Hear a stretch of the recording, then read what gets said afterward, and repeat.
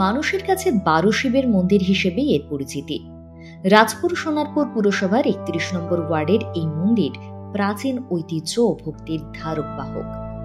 এখনো প্রতিবার শিবরাত্রি এলেই এখানে ঢল নামে মানুষের। দূর দূরান্ত থেকে পুজো দিতে আসেন বহু মানুষ। শিবরাত্রির দিন প্রচুর লোকের সমাগম হয় এখানে, এবং মানুষ জল ঢালে, 4 প্রহরে পুজো হয়। এলাকার লোক আছে, অন্যান্য এলাকার লোক আছে, বিভিন্ন জায়গা থেকে লোকজন আসে, দূর দূর থেকেও আসে। মা কালীর পুজো হয়, দুর্গা পুজো হয়, শীতলা পুজো হয়, মা মনসার পুজো হয়, তারপর রাধাকৃষ্ণের পুজো হয়। সবই মোটামুটিভাবে হয়, কিন্তু পুরোহিত নেই। বড় অকেশনে পুরোহিত রাখা হয়, আর এমনি নিত্য পুজো যেভাবে করা হয় সেটা আমরা নিজেরাই করি। প্রত্যেকদিন নিত্য পুজো বলতে ফল টল দিয়ে মাকে দিই না, প্রতিদিন শুধু এই মা দুর্গা, মা কালী আর শিবের পুজো হয়। তবে এর শুরুটা ছিল অন্যরকম।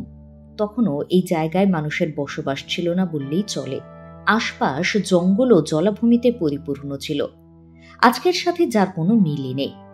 সেই সময় এই মন্দিরের প্রতিষ্ঠা করেছিলেন স্বর্গীয় সুনীল কুমার রায়, যিনি ব্যবসায়ী হিসেবে পরিচিত ছিলেন।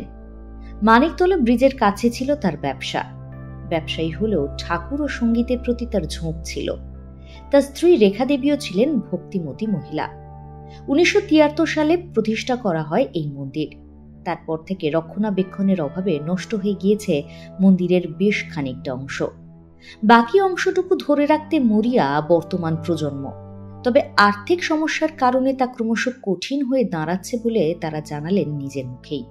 ইতিহাস বলতে আমরা তো তখন অনেক ছোট, বাবাই করেছিল এটা,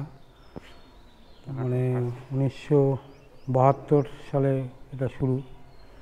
তারপর থেকে ধাপে ধাপে মন্দিরটা করা হয়। প্রথম কালী মন্দির, দুর্গা মন্দির, শিব মন্দির, এবং তারপরে আরও এখানে বহু মূর্তি আছে, রাধাকৃষ্ণ, মা মনসা, বিভিন্ন রকম মূর্তি আছে। তো এখন আমরা একাই মেনটেন্যান্সটা করছি, মেনটেন্যান্সের খুবই অভাব এখানে। তো সেই হিসাবে আমরা চাইব কিছু সকালে এটা এগিয়ে আসে, মন্দিরটা আরও সুন্দর হোক, জাঁকজমক হোক। প্রতিদিন কীভাবে পুজো হয়? প্রতিদিন এখন ব্রাহ্মণ নেই, আমরা নিজেরা বাড়ির লোক আমরাই করি। আর অকেশন যখন আসে, যখন দুর্গা পুজো, শিবরাত্রি, তখন আমরা বাইরের থেকে ব্রাহ্মণ এনে করাই পুজো। এইভাবে করেই চলছে। এলাকার বাসিন্দারা তো বটেই, দূর দূরান্ত থেকে বহু মানুষ আসেন এখানে। দুর্গাপুজো, কালী পুজোর পাশাপাশি শিবরাত্রির দিনেও এই মন্দিরে ভিড় জমান বহু দর্শনার্থী। এমনটাই জানালেন স্থানীয় পৌরপিতা সুশান্ত দাস। মানুষ এই মন্দিরের প্রতি প্রচণ্ড বিশ্বাসী। মন্দির আজকে প্রায় 52-53 বছরের এই মন্দির। এই মন্দিরে শিবরাত্রির সময় প্রচুর লোকের আনাগোনা থাকে, সবাই এখানে ভিড় করে আসে চারিদিক থেকে। আমাদের এই মন্দিরে গেট আছে, 4টে গেট আছে মন্দিরের। চারদিক থেকে মানুষ লাইন দিয়ে এই মন্দিরে জল দিতে আসে।